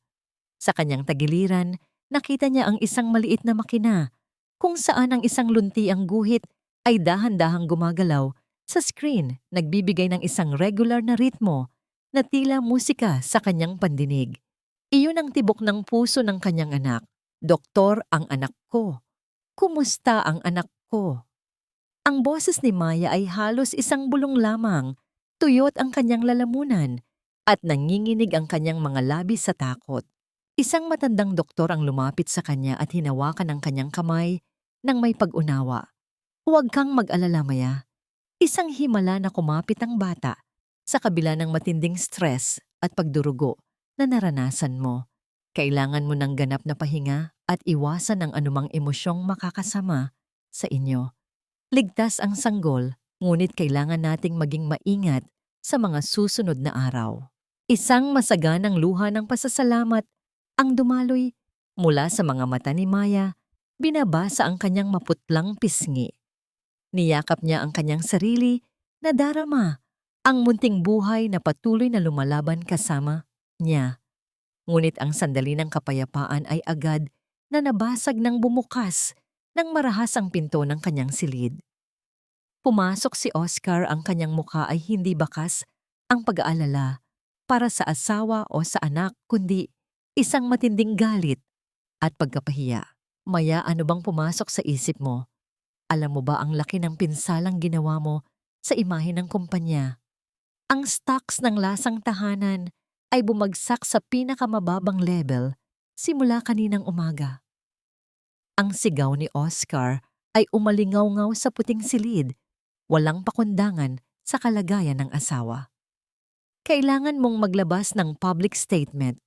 Sabihin mo na aksidente lang ang nangyari, na nahilo ka lang at hindi kita sinaktan. Don't you dare file a police report or I will make sure you lose everything. Sumunod na pumasok si Doña Carmen, ang kanyang mga mata ay nanunumbat habang nakatingin kay Maya. Maya, hiha, isipin mo naman ang dadiyen ng pamilya natin. Isang malaking kahihiyan ang pagkakaresto sa isang Bennett. Huwag kang maging makasarili. Para ito sa kinabukasan nating lahat. Ang anak mo, gusto mo bang lumaki na ang ama ay nasa kulungan? Tiningnan ni Maya ang 2 taong nasa harap niya. Ang mga taong 7 taon niyang pinagsilbihan, pinahalagahan at inalay ang buong buhay ay nakikita lamang siya bilang isang kasangkapan upang iligtas ang kanilang kayabangan. Sa gitna ng kanilang mga pananakot at pagmamanipula, naramdaman ni Maya ang isang malamig at matigas na bato na nabubuo sa kanyang puso. Ang huling hibla ng kanyang pagmamahal kay Oscar ay tuluyan ng naging abo. Hindi sumagot si Maya. Ibinaling niya ang kanyang paningin sa bintana kung saan ang araw ay dahan-dahang sumisikat. Ang kanyang pananahimik ay mas lalong nagpanggigil kay Oscar. Susugod sana ang lalaki upang hawakan ang braso ni Maya nang biglang bumukas muli ang pinto. Pumasok si Attorney Reyes, kasunod ang 2 opisyal ng pulisya na nakauniporme. Ang bawat hakbang nila sa sahig ay nagbibigay ng isang formal at mabigat na babala. Mr. Oscar Bennett, ikinalulungkot kong abalahin ang inyong diskusyon. Ang boses ni Attorney Reyes ay kalmado ngunit may dalang autoridad. Ngunit meron kaming hawak na warrant of arrest laban sa inyo para sa paglabag sa Republic Act 9,262 o ang Anti-Violence Against Women and Their Children Act. Ang lahat ng nangyari sa hotel kagabi ay naitala ng mga kamera at maraming saksi ang nakahandang tumestigo. Namutla ang mukha ni Oscar. Ang kanyang mga kamay ay nagsimulang manginig habang nakatingin sa mga pulis. Wait, you can't do this. Asawa ko siya, private matter ito. Hindi na ito private matter, Oscar, lalo na't may buhay na nadamay. Ang sabi ni Maya, ang kanyang tinig ay malinaw at puno ng kapangyarihan. Tumingin siya ng diretso sa kanyang asawa, isang tingin na puno ng pait at katarungan. Attorney Reyes, oras na para kunin ang lahat ng kinuha nila sa akin. Inilabas ng pulis ang malamig na bakal na kong sowalo. Ang pagkakabit nito sa mga pulso ni Oscar ay nagdulot ng isang matigas na tunog ng pagsuko. Habang hinihila si Oscar palabas ng silid, ang mga sigaw nito ng pagprotesta ay unti-unting humina sa pasilyo. Naiwan si Doña Carmen na nakatulala, ang kanyang dambuhalang kayabangan ay gumuho sa harap ng kanyang mga mata. Nang mabalot muli ng katahimikan ang silid, lumapit si Attorney Reyes kay Maya at inilapag ang isang makapal na folder sa kanyang kandungan. Maya, ito na ang lahat. Ang mga ebidensya ng kanyang pagnanakaw sa pondo ng kumpanya at ang mga dokumento upang mabawi ang lahat ng iyong ari-arian. Malaya ka na. Niyakap ni Maya ang folder sa kanyang dibdib habang ang isa niyang kamay ay nananatiling nakapatong sa kanyang tiyan. Ang sakit ng nakaraan ay naroon pa rin, ngunit sa kauna-unahang pagkakataon, sa loob ng maraming taon, naramdaman niya ang tunay na kalayaan. Gayunpaman, sa likod ng kanyang tagumpay, isang tanong, ang patuloy na bumubulong sa kanyang isipan, ngayong nakuha na niya ang katarungan. Sapat ba ang lahat ng ito upang hilumin ang mga sugat na iniwan ng lalaking minahal niya ng higit sa kanyang sarili? Ang bawat paghinga ni Maya sa loob ng puting silid ng ospital ay tila nagdadala ng bagong lakas, isang uri ng kapayapaan na nabuo mula sa mga guho ng kanyang dating buhay. Habang ang labas ng mundo ay nagkakagulo dahil sa balita ng pagkakaresto sa tanyag na negosyanteng si Oscar Bennett, na natiling kalmado si Maya. Sa kanyang kandungan ay nakapatong ang isang laptop kung saan ang liwanag mula sa screen ay nagbibigay ng anino sa kanyang seryosong mukha. Isang video call ang kasalukuyang nagaganap, ang huling pagpupulong ng Board of Directors ng Lasang Tahanan. Mga Ginoo, at ginangwala na ang lalaking inakala ninyong magdadala sa kumpanyang ito sa rurok ng tagumpay. Ang boses ni Attorney Reyes ay umalingaw-ngaw mula sa speaker ng laptop, malinaw at puno ng awtoridad. Ang kontratang pinirmahan ni Mr. Bennett ilang araw lamang ang nakalilipas ay naglalaman ng isang espesyal na probisyon. Sa oras na mapatunayan ang kanyang pagkakasangkot sa anumang immoral na gawain o karahasan laban sa orihinal na nagmamay-ari ng mga recipe, ang lahat ng karapatan at ari-arian ng kumpanya ay automatikong babalik kay Maya Bennett. Nakita ni Maya ang mga mukha ng mga nhadaw-tu sa screen, mga mukhang puno ng gulat, takot at kalaunan ay pagtanggap. Ang katahimikan sa kabilang linya ay tila isang pagkilala sa bagong kapangyarihan na hawak ng babaeng dati lamang nilang minamaliit. Isa-isang inilatag ni Attorney Reyes ang mga ebidensya ng malawakang pagnanakaw ni Oscar sa pondo ng kumpanya, ang mga pekeng dokumento at ang mga mamahaling ari-ari ang binili nito para kay Katrina gamit ang pera ng mga kodong. Sa pagkakataong yon, nagsimulang magsalita si Maya. Ang kanyang tinig ay banayad, ngunit kasing tatag ng isang bundok. Hindi ko hangad ang inyong awa.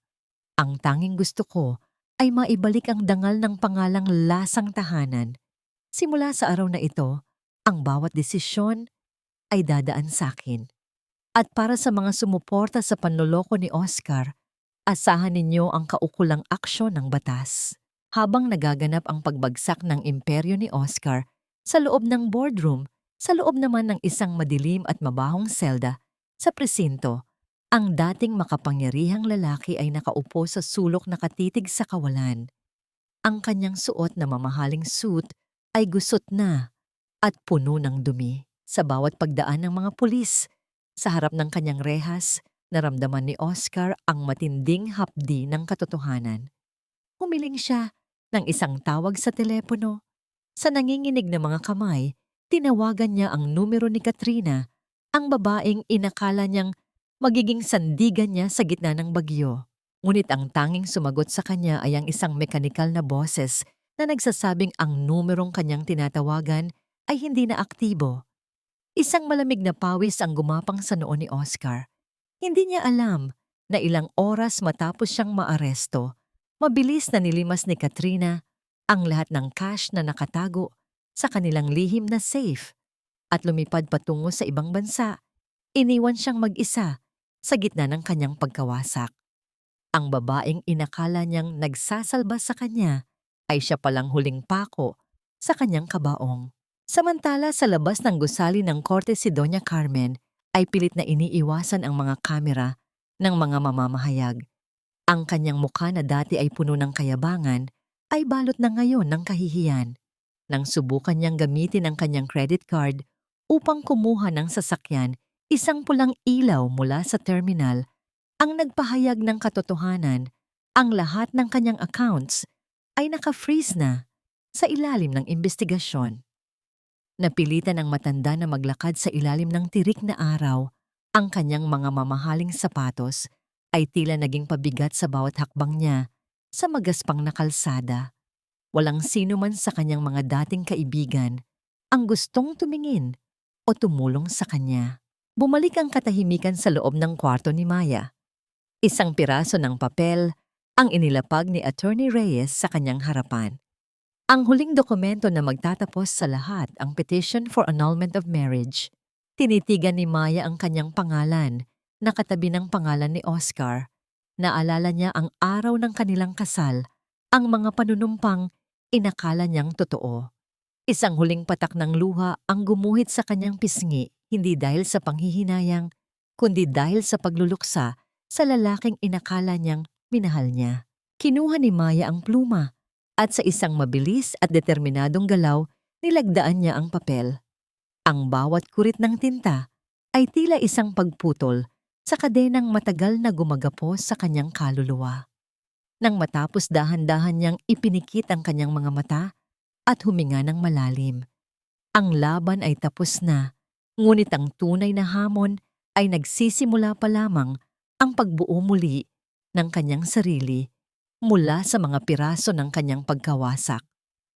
Habang hinahaplos ang kanyang tiyan, naramdaman niya ang isang munting sipa mula sa loob, isang paalala na sa gitna ng kamatayan ng kanyang nakaraan, may isang bagong simula na naghihintay na masilayan ang liwanag. Ang sikat ng araw na tumatagos sa bintana ng silid ay tila isang mainit na haplos na nagpapahiwatig ng isang bagong umaga. Nakatayo si Maya sa harap ng dambuhalang gate ng kanilang mansyon, ang lugar na sa loob ng maraming taon ay naging kulungan ng kanyang kaluluwa. Ngunit sa pagkakataong ito, hindi siya ang taong nanginginig sa takot sa bawat pag-uwi ng kanyang asawa. Hawak niya ang remote ng gate, ang simbolo ng kanyang ganap na pagmamay-ari sa bawat piraso ng lupang tinatapakan niya. Mula sa kabilang panig ng bakal na rehas, nakita ni Maya ang isang figura na tila hindi na niya kilala. Si Doña Carmen, ang babaeng dati ay puno ng ginto at kayabangan, ay nakatayo sa ilalim ng tirik na araw. Gusot ang kanyang mamahaling bestida at kalat ang kanyang kolorete dahil sa pawis at luha. Ang tunog ng pagtama ng kanyang mga palad sa bakal na gate ay nagbibigay ng isang desperadong ritmo sa gitna ng katahimikan ng kalsada. Maya anak, pakinggan mo ako. Huwag mo kaming pabayaan. Wala na kaming matuluyan. Kinuha na ng bangko ang lahat. Ang boses ni Doña Carmen ay gumaralgal. Wala na ang matining at mapang-utos na tono nito. Isipin mo ang utang na loob mo sa amin. Kami ang nagbigay sa iyo ng pangalan. Maya buksan mo ang gate. Dahan-dahang lumapit si Maya sa gate, ngunit nanatili ang distansya sa pagitan nila. Tinitigan niya ang kanyang biyenan nang walang anumang galit kundi isang malalim na awa na hinaluan ng katarungan. Sa loob ng 7 taon, ibinigay ko sa inyo ang lahat. Ibinigay ko ang aking pawis, ang aking dugo, at pati na ang aking dignidad para lang maging karapat-dapat sa pamilyang ito. Kung utang na loob ang pinag-uusapan, bayad na ako. Bayad na ako sa bawat sampal na tinanggap ko, sa bawat panlalait na nilunok ko, at sa bawat gabing umiyak ako habang pinagsisilbihan kayo. Maya, please! Wala na kaming matitirhan, ang pagsusumamo ng matanda.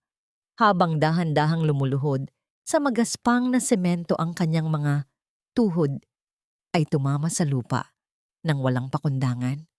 May maliit na apartment na inihanda si Attorney Reyes para sa inyo. Hindi iyon mansyon, pero sapat na yon para mabuhay kayo ng may dignidad kung matututo kayong magpakumbaba. Iyon na ang huling tulong na maibibigay ko. Mahinahong sagot ni Maya bago tinalikuran ang matanda. Sa labas ng presinto, ilang oras matapos ang kanyang pagbisita sa mansyon, hinarap ni Maya si Oscar sa huling pagkakataon bago ito tuluyang ilipat sa city jail. Ang kanyang asawa ay tila isang anino na lamang ng dating makapangyarihang negosyante. Ang kanyang mga mata ay lubog at ang kanyang mga balikat ay nakalaylay sa bigat ng kanyang mga pagkakamali. Maya, mahal ko, patawarin mo ako. Nabulag ako. Akala ko ay mas matalino ako sa tadhana. Ang boses ni Oscar ay halos hindi marinig, puno ng pagsisisi na huli na para sa lahat. Gagawin ko ang lahat, Maya. Kahit habang buhay akong magsilbi sa'yo, basta't bigyan mo lang ako ng isa pang pagkakataon. Isipin mo ang anak natin. Kailangan niya ng ama. Isang mapait na ngiti ang sumilay sa mga labi ni Maya. Lumapit siya ng bahagya at tiningnan ng lalaking minahal niya ng higit pa sa kanyang sarili. Ang anak ko ay magkakaroon ng ama, Oscar. Isang ama na bayani sa kanyang paningin, hindi isang lalaking itinuturing na basura ang kanyang ina. At ang ama na iyon ay hindi ikaw. Pinalaya na kita sa puso ko kasabay ng pagpirma ko sa mga papel ng ating paghihiwalay. Dahan-dahang itinaas ni Maya ang kanyang kamay. Sa kanyang mga daliri ay nagniningning ang kanilang singsing sa kasal. Sa isang dahan-dahan at determinadong kilos, hinubad niya ito mula sa kanyang daliri. Ang pagtanggal ng singsing ay tila isang huling pagputol sa invisible na tali na nagdurugtong sa kanilang dalawa. Inilapag niya ang singsing sa ibabaw ng mesa sa pagitan nila. Diyan nagtatapos ang ating kwento, Oscar. Ang bawat pangako mo ay naging abuna. Magsilbi sana itong paalala sa iyo na ang pag-ibig ay hindi pag-aari, kundi isang responsibilidad na sinayang mo. Sabi ni Maya bago tuluyang tumayo. Naglakad si Maya palabas ng silid ng hindi lumilingon. Sa bawat hakbang niya patungo sa labas ng presinto, naramdaman niya ang malamig na simoy ng hangin na humahalik sa kanyang balat. Tila ba ang kalikasan mismo ay nagdiriwang sa kanyang tagumpay. Pagdating niya sa kanyang sasakyan, naupo siya sa loob at ipinikit ang kanyang mga mata. Inilagay niya ang kanyang palad sa kanyang tiyan na darama ang bawat munting pintig ng buhay sa loob nito. Isang pambihirang katahimikan ang bumalot sa kanyang paligid. Isang katahimikan na hindi na nakakatakot kundi puno ng pangako. Habang dahan-dahang umaandar ang sasakyan, palayo sa madilim na bahagi ng kanyang nakaraan, tiningnan niya ang kanyang sarili sa side mirror. Nakita niya ang isang babaeng may matapang na paningin. Ang kanyang pulang lipstick ay nananatiling maayos, isang simbolo na siya ay handa ng harapin ang anumang bagyo na darating. Ngunit sa likod ng kanyang lakas, isang maliit na kaba ang nananatili sa pagbuo ba ng kanyang bagong buhay. Kaya ba niyang muling magtiwala sa ibang tao? O mananatili siyang isang reyna sa loob ng isang kahariang walang hari? Nenyi. Ang masamyong amoy ng ginisa na bawang at sariwang luya ay humahalo sa malamig na simoy ng umaga. Isang pamilyar na halimuyak na nagbibigay ng init sa puso ni Maya. 5 buwan na ang lumipas simula ng huling gabi ng bagyo sa kanyang buhay. At ngayon, ang sikat ng araw na tumatama sa bagong karatula ng restauran ay tila isang pagbabasbas mula sa langit. Ang pangalang pamana ni Maya ay nagniningning sa itaas ng pintuan, isang simbolo ng kanyang muling pagkabuhay at ang pagpapatuloy ng pangarap ng kanyang lola. Sa loob ng kusina, ang bawat pagtama ng mga kubyertos sa porselanang plato ay nagbibigay ng isang masayang ritmo, malayo sa nakakangilong katahimikan ng kanyang nakaraan. Si Tita Loida na ngayon ay tumatayong punong tagapagluto, ay abala sa pag-aayos ng mga putahe nang may kasamang ngiti. Nang makita niya si Maya na pumasok, bitbit ang isang maliit na anghel na balot ng puting kumot, agad na lumambot ang anyo ng matanda. Lumapit si Tita Loida at marahang hinaplos ang pisngi ng sanggol. Ang kanyang mga mata ay nagniningning sa kagalakan. Napakaganda ng apo ko, Maya. Kamukhang kamukha mo, punong-puno ng pag-asa ang mga mata. Bulong ni Tita Loida, ang kanyang boses ay nanginginig sa labis na emosyon. Niyakap ni Maya nang mas mahigpit ang kanyang anak, si Baby Hope. Ang bawat munting paghinga ng sanggol sa kanyang leeg ay tila isang gamot na unti-unting humihilom sa bawat sugat ng kanyang kaluluwa.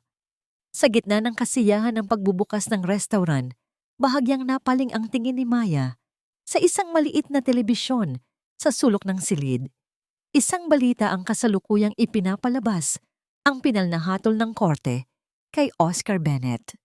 5 hanggang 8 taong pagkakakulong para sa kasong pagnanakaw at bauhan. Tinitigan ni Maya ang mukha ni Oscar sa screen. Ang lalaking dati ay tila isang dambuhala sa kanyang paningin, ngunit ngayon ay isa na lamang estrangherong wala ng kapangyarihang saktan siya. Wala siyang naramdamang galit, wala ring saya. Tanging isang malalim na buntong hininga ng pagpapalaya ang kanyang pinakawalan. Inilipat niya ang tingin sa labas ng bintana, piniling huwag nang ubusin ang kanyang oras sa panonood ng pagbagsak ng iba. Alam din niyang si Katrina ay nananatiling nagtatago sa ibang bansa mag-isa at takot isang uri ng bilangguang mas malala pa sa bakal na rehas. Isang malambot na tunog ng pagbukas ng pinto ang nagpaling sa kanyang atensyon. Pumasok ang isang matikas na lalaki, si Attorney David, ang batang abogado na katuwang ni Attorney Reyes sa kanyang kaso. May dala siyang isang pumpon ng puting mga bulaklak at isang maliit na laruan para kay Hope. Ang kanyang mga mata ay may dalang kakaibang ningning nang tumingin siya kay Maya, isang tingin na puno ng paggalang at isang lihim na paghanga na dahan-dahang namumuo sa paglipas ng mga araw. Congratulations, Maya. You deserve all the happiness in the world.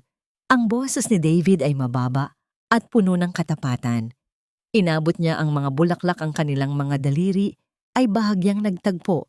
Nang sandaling iyon, naghahatid ng isang munting kuryente ng kaba at kilig na matagal nang hindi naramdaman ni Maya.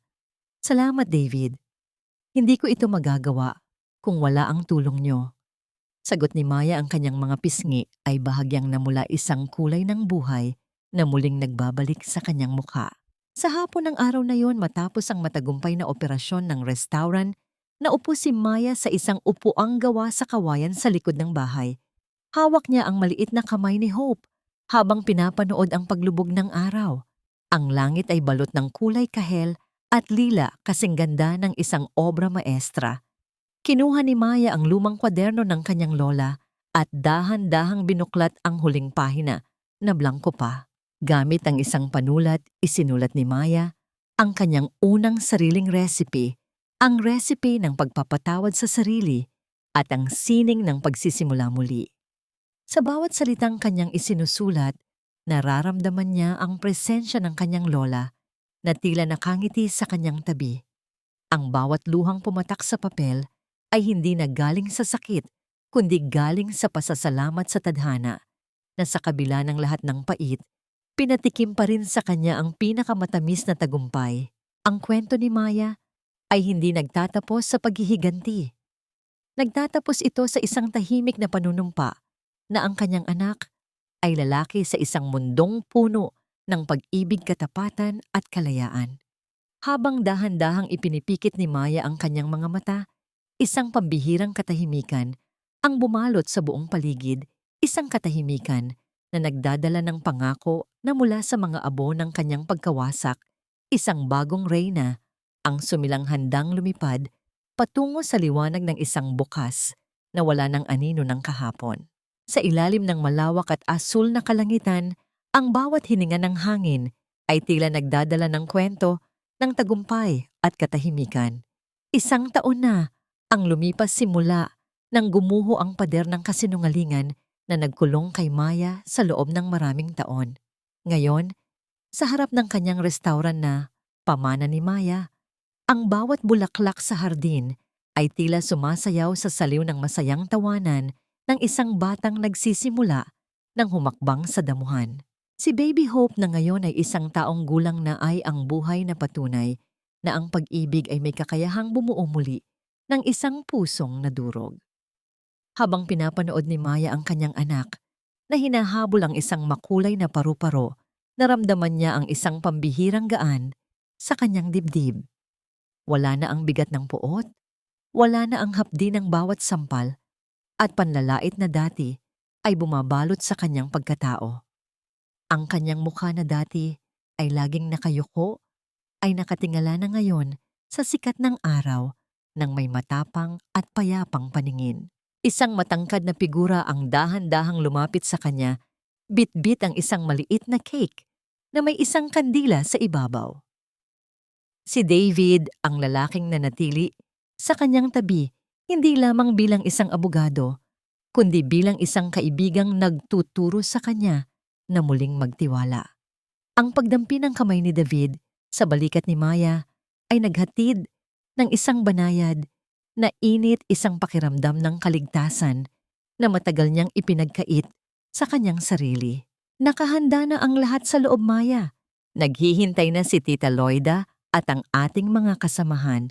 Ang boses ni David ay kasing lalim ng isang mahinahong dagat, puno ng paggalang at isang pangakong hindi na kailangan pang bigkasin. Ngumiti si Maya, isang ngamangiting umabot sa kanyang mga mata. Salamat, David. Salamat sa pagpapaalala sa akin na ang bawat pagtatapos ay isa palang magandang simula. Sa loob ng isang maliit na apartment sa kabilang bahagi ng lungsod, si Doña Carmen ay nakaupo sa tabi ng bintana. Tinititigan ng kanyang mga nanginginig na kamay na wala na ang mga dambuhalang diamante. Ang katahimikan sa kanyang paligid ay ang kanyang naging tanging kasama, isang uri ng parusa na mas masakit pa sa anumang kakulangan sa pera. At sa loob ng malamig na selda, si Oscar ay patuloy na binubununo. Ang kanyang sentensya, ang kanyang pangalan, ay unti-unti nang binubura ng panahon. Ang hustisya ay hindi lamang nakuha sa loob ng korte, kundi sa katotohanang ang buhay ay nagpatuloy nang wala sila. Nang ihipan ni Baby Hope ang kanyang unang kandila, ang buong restaurant ay napuno ng masiglang palakpakan at awitan. Sa pagkakataong yon, ipinikit ni Maya ang kanyang mga mata at bumulong sa hangin. Ang patawad na ibinigay niya sa kanyang sarili ay ang pinakamalaking regalo na kanyang natanggap. Hindi niya kailangang kalimutan ang sakit, ngunit hindi na rin niya kailangang mabuhay sa ilalim ng anino nito. Ang bawat luhang pumatak noon ay nagsilbing dilig sa kanyang bagong buhay hanggang sa siya ay mamulaklak ng mas maganda at mas matatag kaysa dati. Ang kwento ng anglason sa loob ng tahanan ay nagtatapos hindi sa dulo ng isang paghihiganti, kundi sa pagsilang ng isang bagong pag-asa. Dahil sa dulo ng bawat madilim na lagusan, palaging may naghihintay na liwanag para sa mga taong may sapat na tapang na maglakad patungo rito. Si Maya ay hindi na lamang ang asawang biktima. Siya na ngayon ang reyna ng kanyang sariling tadhana, ang inang may dalang liwanag at ang babaeng napatunayan na ang pinakamasarap na lasa ng buhay ay ang kalayaang magmahal muli ng walang takot. Masi